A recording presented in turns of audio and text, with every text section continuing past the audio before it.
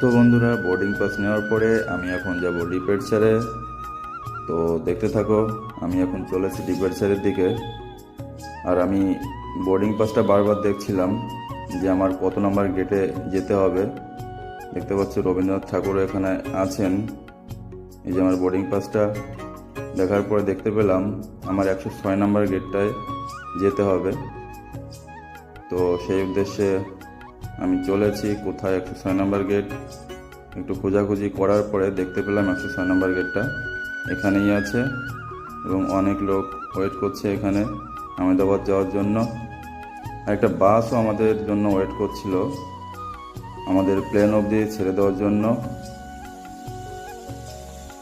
এবং উঠেও পড়লাম এটাতে। দেখতে পাচ্ছ খুব কম লোকই আছে, মাত্র 1 মিনিটের মধ্যে বাসটা ভরে গেল। তো বাস